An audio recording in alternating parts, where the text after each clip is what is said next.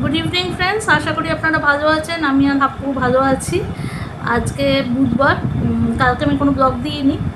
যাই হোক, দুদিনই মোটামুটি আমি কোনো ব্লগ দিচ্ছি না। তা আজকে দিচ্ছি। আজকে যে জিনিসটা আপনাদের সঙ্গে সেটা শেয়ার করব, সেটা হচ্ছে, এটা অনেকেরই কোয়েশ্চেন আছে, সেই জিনিসটা শেয়ার করব। তবে প্রথমেই বলি, এই দেখুন আমি চশমা ঠিক করিয়ে নিয়েছি, কারণ চশমাটা ঠিক আছে। এইটাই লুজ হয়ে গিয়েছিল, এদিকে একটা হাপ্পু এরকম করে টেনেছিল, এটা লুজ হয়ে গিয়েছিলো স্ক্রুটা। যাই হোক, এটা ঠিক করিয়ে নিয়েছি, এখন অসুবিধে হচ্ছে না। তা যেটা অনেকের কোয়েশ্চেন আছে, যেটা অনেকে কেউ আমাকে কোয়েশ্চেনটা ইয়েতে এখানে কমেন্ট বক্সে বা সাজেশন বক্সে, কেউ কমেন্ট বক্সে কেউ দেখেনি। যারা আমাকে চেনে, যারা দেখছে, যারা চেনে আমাকে, যারা ফোন নাম্বার জানে, ফোনে অনেকে বলেছে, অনেকে যারা সামনাসামনি দেখা হয় বা ইয়ে করি, কথা বলি, তারাও আমাকে বলেছে যে জিনিসটা, সেটাই আমি আপনাদের সঙ্গে শেয়ার করছি। অনেকে জিজ্ঞেস করেছে যে অ্যাডপশানটা কী করে নেওয়া হয়, যে হাপ্পু যেহেতু একজন অ্যাডপ্টেড বেবি, তা অ্যাডপশান প্রসেসটা অনেকে আমার কাছে জানতে চেয়েছে। তা আজকে আমি সেই অ্যাডপশান প্রসেসটাই আপনাদের সঙ্গে একটু শেয়ার করব। অ্যাডপশান প্রসেসটা ভীষণ লং টার্ম প্রসেস। এটা আমরা করেছিলাম হচ্ছে কারার আন্ডারে। কারা, CARA। কারা হচ্ছে সেন্ট্রাল অ্যাডপশান রিসোর্স অথরিটি।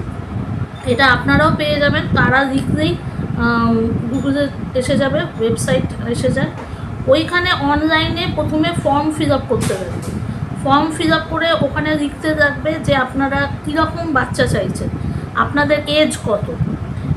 একটা জিনিস বলে যাচ্ছি, মোটামুটি 50 অ্যাবাভ হলে ওরা দেয় না। 50 আমাদের ওই সময় লেখা ছিল 50 is the last age. Husband ওয়াইফের মধ্যে ওয়াইফের বয়স 50 হতে হবে, হাজব্যান্ডের বয়স হয়তো 52 53 হতে পারে, 55-এর মধ্যে, কিন্তু ওয়াইফের বয়স 50-র অ্যাবাভ হবে। তাহলে এটা দেখতে রাখবেন। তা 50-র মধ্যে যারা আছেন, যেসব মহিলারা, তারা ট্রাই করতে পারেন, কিন্তু এটা খুব লং প্রসেস।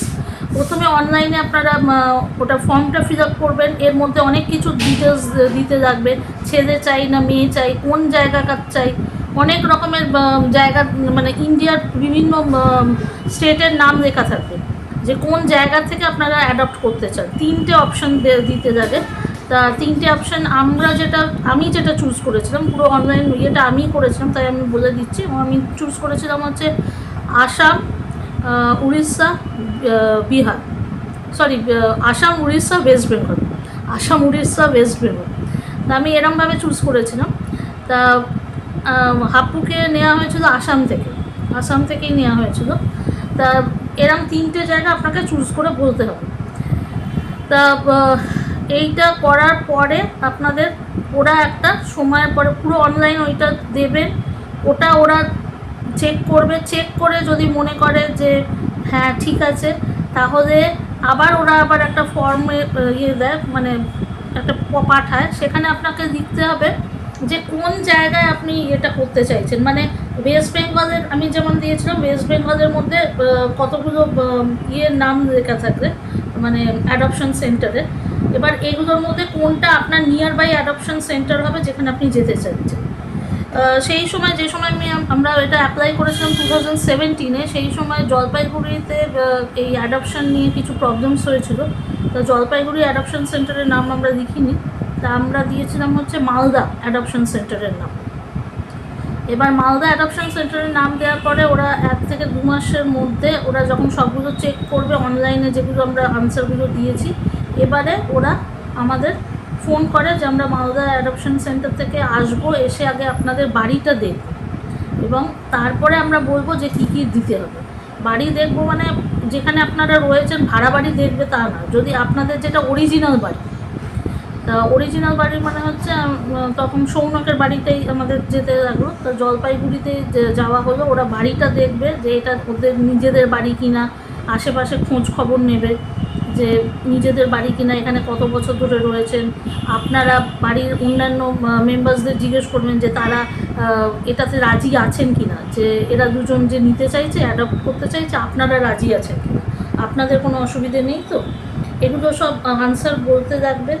শুধু নিজেরা ভাবলেই হবে না, আনসার বলতে থাকবে। আনসারে যদি ওদের মনে হয় ঠিক আছে, তখন ওরা আবার সেদিনকের মতো চলে গেছিলো, সেদিনকে চলে যায় আর ওদের ফিজ একটা থাকে, সেই সময় ওরা মোটামুটি 2,000 টাকা নিচ্ছিল পার, ওরা যে আসবে এসে যে এইগুলো করবে, চেক করবে, সেটার জন্য 2,000 টাকা নিয়েছিল। এগুলো সমস্ত গভর্নমেন্টের ব্যাপার, এটার জন্য আপনাকে রিসিটও কেটে দিয়ে দিচ্ছে। তারপরে ওরা ওখানে যাবে, গিয়ে আবার আমাদের কিছু ফর্ম পাঠালো যে কি কি আমাদের ফিল আপ করতে হবে। এটা বিশাল বড় ছিল, মানে 16টা কি 17টা জিনিস আমাদের দিতে হয়েছে। মানে প্রথমে হচ্ছে আমাদের ইনকাম সার্টিফিকেট, দুজনের হাজব্যান্ড ওয়াইফের ইনকাম সার্টিফিকেট, আমাদের মেডিকেল সার্টিফিকেট, কার কোনো অসুখ আছে কিনা, বড় অসুখ আছে কিনা, তার ব্লাড রিপোর্ট, কেন এতদিন কেন ছেলে মেয়ে হয়নি সেটা কারণ দিতে হবে। তারপরে ব্লাড রিপোর্ট এগুলো দিয়ে, তারপরে হচ্ছে গভর্নমেন্ট হসপিটালের ডাক্তারকে দিয়ে আপনাকে দেখাতে হবে যে সে যদি অ্যাপ্রুভ করে যে হ্যাঁ এরা ফিট আছে বাচ্চা নেওয়ার জন্যে, মানে বাচ্চা অ্যাডপ্ট করার জন্যে, তাহলেই ওরা রাজি হবে, নাহলে হবে না। এছাড়া আইটি ফর্ম টর্ম সবই দিতে হবে। তারপর বাড়ির দলিল টলিল অনেক কিছু আছে, প্রচুর জিনিস আছে, এরকম 15 থেকে 16টা জিনিস ওরা যেটা বলবে সেটা আপনাকে সমস্ত সফট কপি হার্ড কপি দুটোই দিতে হবে। সফট কপি করে ওরা ওদের বিয়েতে পাঠিয়ে দিতে বলবে অ্যাডপশন সেন্টারে, আর হার্ড কপিটাও পাঠাবে। তারপরে যেহেতু আমাদের ওয়েট করতে হয়েছিল হচ্ছে 2017-এ দিয়েছিলাম, তারপরে হাপ্পুর সঙ্গে হয়েছে 2019-এ এসেছিল। এবার আপনারা বলবেন তাহলে কতটা লম্বা টাইম ওয়েট করতে হয়। হ্যাঁ, কতটা লম্বা টাইম ওয়েট করতে হয় এটা বোঝা যায় না, তবে যদি আপনারা মেয়ে বাচ্চা চান, মেয়ে বাচ্চা অ্যাডপ্ট করতে চান, তাহলে অতটা লম্বা টাইম হয় না, কারণ মেয়ে বাচ্চা ইয়েতে থাকে, মানে অনেক মেয়েদের অনেকেই ছেড়ে দিয়ে চলে যায় বাচ্চা অবস্থা, তা এরকম বাচ্চা অনেক থাকে। ছেলে বাচ্চা হলে একটু অসুবিধে হয়ে যায়। তা যাই হোক, সেগুলো কোয়েশ্চেনগুলো লেখা ছিল যে কেন ছেলে বাচ্চা নেবেন, কেন মেয়ে বাচ্চা নেবেন না, কেন এটা করতে চাইছেন। সেগুলো আনসার আমি বলবো না এই কারণে, কারণ আমি কি আনসার দিয়েছিলাম সেটা বলে দিলে অনেকে সেই আনসারই দেবে, হয়তো তারা সেটা চাইছে না, জাস্ট আনসারটা পেয়ে গেল ওই আনসারই দেবে। আনসারটা আপনাদের নিজের থেকে হবে, যাতে ওরা বুঝতে পারে যে আপনি মন থেকে বলছেন, যেটা আপনি বলছেন সত্যি বলছেন কি মিথ্যে বলছেন। আরেকটা জিনিস হচ্ছে, যদি কেউ ডিভোর্সি হয়, যদি মহিলা ডিভোর্সি হয়, সে নিতে পারে, ছেলে মেয়ে যে কোনো একজনকে নিতে পারে, বা সিঙ্গেল মানে বিয়ে হয়নি অবিবাহিত সেও নিতে পারে। কিন্তু যদি একজন পুরুষ মানুষ, মানে একজন মেল পারসন, সে যদি ডিভোর্সি হয় বা যদি আনম্যারিড হয়, সে কিন্তু একটা মেয়ে বাচ্চা অ্যাডপ্ট করতে পারবে না। আর এখানে আপনাকে লিখে দিতে হবে আপনি কোন বয়সের বাচ্চা অ্যাডপ্ট করতে চান। তা আমরা লিখেছিলাম 1 মান্থ থেকে 6 মান্থসের মধ্যে, একদম ছোট বাচ্চাই চেয়েছিলাম। আর ওকে আমরা পেয়েছিলাম, ওর যখন আমরা অ্যাডপ্ট করি তখন ওর বয়স ছিল 4 মান্থস। তা সেই জন্যে, আর আমি আগেও বলেছি ওরা মুখ দেখে দেখে ম্যাচ করে পাঠিয়েছিল। আর যখন পাঠিয়েছিল সেটা সৌনকের মেল আইডিতে পাঠানো হয়েছিল, যে ওরা ছবিটা পাঠায় 2019-এ জানুয়ারি মাসে প্রথম দিকে। তা ওরা বলেছিল যে আমরা 3টে ছবি পাঠাবো, মানে 3টে অপশানস দেওয়া হবে আপনাদের, একটা অ্যাপ্লিকেশনের উপর 3টে ছবি পাঠানো হবে, আপনাদের সঙ্গে মুখ মিলিয়ে আপনারা যেরকম ক্রাইটেরিয়ার বাচ্চা চাইছেন সেরকম দেওয়া হবে। 3টের মধ্যে যদি আপনাদের পছন্দ না হয় তাহলে কিন্তু এই অ্যাপ্লিকেশনটা ক্যান্সেল হয়ে যাবে। তা এটা হাপুরটা প্রথমেই ছিল, প্রথমে আমার দেখে ভালোই লেগেছিলো। তারপরে আবার আমাদের আসাম যেতে হয়, আসামে গিয়ে ওদের কাছেও আবার ইন্টারভিউ দিতে হয়। ওরাও আবার ওই একই সার্টিফিকেটসগুলো চেয়েছিল, সেগুলো হার্ড কপি সফট কপি নিয়ে গিয়েছিলাম, ওরা আবার চেক করলো সব কিছু মানে ম্যারেজ রেজিস্ট্রি হয়েছে কি না সেগুলো অবধিও চেক করে, everything, each and everything.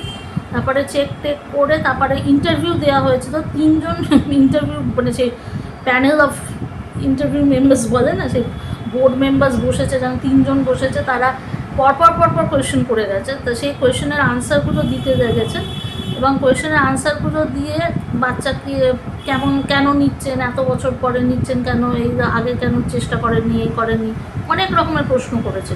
Assam থেকেই বা লিখেছেন কেন, আপনারা তো ওয়েস্ট, তো এইরকম অনেক ধরনের ছোট কোয়েশ্চেন জিজ্ঞেস করেছে, প্রচুর কোয়েশ্চেন জিজ্ঞেস করে। যখন ওরা বুঝেছে যে হ্যাঁ এরা ঠিক আছে, কোনো এদের অসুবিধে নেই, আমরা স্যাটিসফাইড এদের আনসারে, তখন ওরা বাচ্চাটাকে নিয়ে এসে বলে এবার আপনি আমাকে বলে আপনি বাচ্চাটাকে দেখুন, এবার বাচ্চাকে সামনে, আপনার তো ছবিতে দেখেছেন, এবার সামনে দেখুন বাচ্চাটাকে আপনার ভালো লাগে। এবার বাচ্চা তো আমি কোনোদিন ধরিনি আগে, আমি তো একদম স্ট্রেট যেন ট্রে ধরার মতো হাতটা এরম করে দিলাম। তারা বললো আপনি কি আগে কোনোদিন বাচ্চা ধরেননি? আর না, প্রথমই তো। আমি তো বললামই প্রথম বাচ্চা। বললো আচ্ছা, বলে আপনার কোনো ভাই বোন নেই? কোনো বললাম না, আমার ভাই বোন নেই, তো আমি কোনো, আমার কোনো ইয়ে নেই। তাহলে তখন সেই যে মানে যে আয়ামাসি যে ওকে দেখতো, সে আমাকে মানে শিখিয়ে দিল আপনি এরকমভাবে ধরুন। তারপর আমি বললাম হ্যাঁ আমার পছন্দ হয়েছে, আমি নিতে রাজি আছি। তারপরে ওরা বলার সঙ্গে সঙ্গে ওরা তখন আবার একটা ইন্টারভিউ দিতে হলো আমাকে আর সোমনাথকে।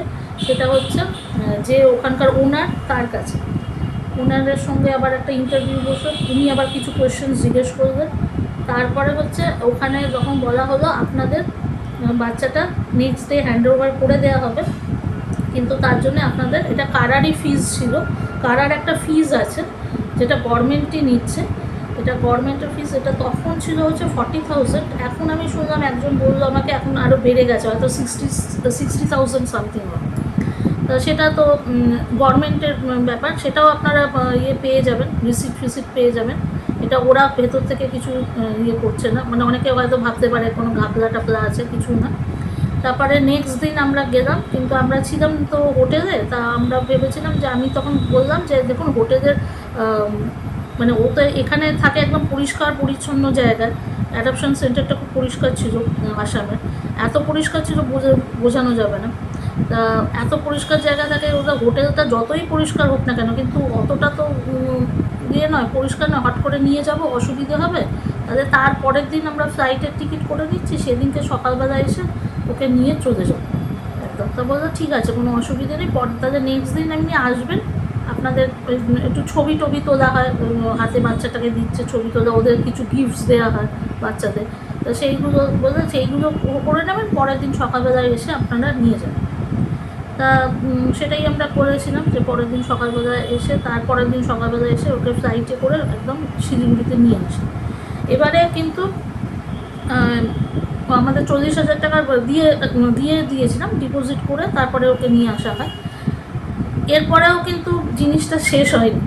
তারপরে বলা হয় 1 মাস পরে আবার আপনাকে আসতে হবে এখানে আসতে হবে। ওর সমস্ত মেডিকেল সার্টিফিকেট, অনেকেই জিজ্ঞেস করে অটিস্টিক বাচ্চা বোঝনি কেন, ওর সমস্ত medical certificate from the day 1, ও যেদিনকে থেকে ও ওখানে রয়েছে ডে 1 থেকে একদম লাস্ট দিন অবধি ওর সমস্ত মেডিকেল সার্টিফিকেট, ওর ব্লাড গ্রুপ, এই গ্রুপ, কী কী ভ্যাকসিন দেওয়া হয়েছে না দেওয়া হয়েছে, কী খায় না খায়, সমস্ত রিপোর্ট ওরা দিয়ে দিয়েছে। তাদের সেখান থেকে আমরা দেখেছিলাম যে কোনো প্রবলেম নেই। তো অটিস্টিক বাচ্চা যদিও বোঝা যায় না, তাও হচ্ছে কোনো প্রবলেম নেই, সেটা বুঝিয়ে দেওয়া হয়েছে। তারপরে 1 মাস পরে আবার আমাদের আসামে যেতে হয়েছিল, কারণ ওরা তখন দেখবে যে 1 মাস আপনি বাচ্চাটাকে কীভাবে রেখেছেন। যদি দেখে যে বাচ্চার ওয়েট ধরুন হচ্ছিল, লাস্টে যখন ওরা ওখান থেকে ছাড়ে ধরুন 10 কেজি ওয়েট আছে, এবার গিয়ে দেখলো বাচ্চার ওয়েট 8 কেজি হয়ে গেছে, তার মানে আপনারা ভালো করে দেখছেন না বলেই ওর ওয়েট কমে গেছে। আর তারপরে দেখবে বাবা মায়ের সঙ্গে, মানে যারা অ্যাডপ্ট করছে তাদের সঙ্গে আপনার ওর কতটা অ্যাটাচমেন্ট হয়েছে 1 মাসে, এইগুলো দেখবে আগে অ্যাডপশন সেন্টার। তারা যদি মনে করে ঠিক আছে, তখন আমাদের নিয়ে যাওয়া হলো আসাম হাইকোর্টে। নেক্সট ডে দেখলো সব কিছু ঠিক আছে, বাচ্চা খুব মিলেমিশে গেছে বাবা মায়ের সঙ্গে, ওয়েটও ঠিক আছে, ওয়েট কমেনি, যা ওয়েট ছিল সেটাই আছে, ওয়েট কমেও নি বাড়েও নি, কিন্তু ওয়েটটা একই রয়েছে। তা ওরা তখন নিয়ে গেল। তারপরে পরের দিন আমরা গেলাম আবার আসাম হাইকোর্টে। সেখানে আমাদের আসাম হাইকোর্টের জাজের সামনে আমাদের আবার একটা কী বলবো কথা হলো, যে তারা জাজ আবার জিজ্ঞেস করবে, সে যদি স্যাটিসফাইড হয় তখন সে বলবে ঠিক আছে, আমি আপনাদের এখান থেকে লিখে দিচ্ছি যে আপনাদের জন্য আমরা ওর যে বার্থ সার্টিফিকেটটা সেটা আসাম হাইকোর্ট করে দেবে, যে ওরা লিখে দেবে যে এরপর থেকে মানে ওর আগের নাম, ওর ওখানে একটা নাম ছিল, সেই নামটা তুলে সেই নামটা হাটিয়ে দেওয়া হলো। এবার এখানে যে নামটা আপনারা দিতে চান সেই নামটা লিখে, আর তার বাবা হবে বাবার নামেই সৌনক দে, মায়ের নাম শর্মিষ্ঠা দে, এরমভাবে লিখে দেওয়া হলো। মানে বার্থ সার্টিফিকেটটা, অরিজিনাল বার্থ সার্টিফিকেটটা আপনি পেয়ে গেলেন। তারপরে আবার আমরা আসাম থেকে ফিরে নিয়ে এলাম, কিন্তু এখনও মানে পুরো জিনিসটা শেষ হলো না। এখনও বলা হলো 2 বছর, আরও 2 বছর ওরা সেই মালদার থেকে আসবে 6 মাস অন্তর। 6 মাস অন্তর অন্তর এসে দেখবে যে বাচ্চাটাকে ঠিকমতো দেখা হচ্ছে কি, মানে ওর ভ্যাকসিন ঠিকমতো দেওয়া হচ্ছে কি না, ও কীরকম কথা বলছে, নিজের মতো খাচ্ছে কি না, বাবা মাকে ভয় পায় কি না, মানে বাড়িতে এসে দেখবে ওর হাইট বাড়ছে কি না, ওয়েট বাড়ছে কি না, কেমন করছে, কীরকম করছে, সেই রকম ওরা এসে এসে দেখবে। এবং প্রতি মাস যখনই 6 মাস অন্তর আসবে ওটার জন্য ওদের ফিজটা দিতে হবে, সেটা হচ্ছে 2000 রুপিস, সেটারও রিসিপ্ট ওরা দিয়ে দেবে।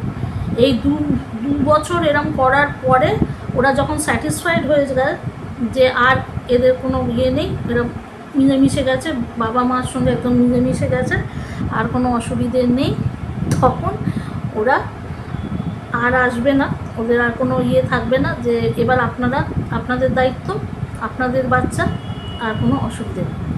তাহলে এটা হচ্ছে একটা লং প্রসেস। এটা মানে আমি বললাম 2 বছর আরও আমাদের করতে হয়েছিল, মানে যেটা শুরু হয়েছিল 2017-এ, সেটা আপনারা বুঝতেই পারছেন। 2019-এ নিয়েছি, 19 থেকে 20, 20 থেকে 21 অবধি ওরা এসছে আমাদের ওখানে, এসে দেখে গেছে। মাঝখানে করোনা ছিল, করোনার টাইমে ওরা তখন আসতে পারছিল না বলে ওরা তখন বলছিল ভিডিও কল করি, ভিডিও কল করে ভিডিওতে আমরা প্রশ্ন করবো, করবো। ও যতটা, আমরা বললাম বেশি কথা তো বলছে না, বলতে বেশি কথা বলছে না, যতটা বলছে দেখি না আপনাদের সঙ্গে খেলছে কি না, কী করছে কি না, সেটাই ভিডিওতে দেখান। তা সেরমভাবে আমাদের দেখাতে হয়েছিল। তার মানে ভাববেন না যে ওরা ছেড়ে দেবে, ওরা কিন্তু ওখানেই করে দেখবে যে আপনারা কতটা দেখাশুনো করছে। তো এটাই হচ্ছে ফুল প্রসেস।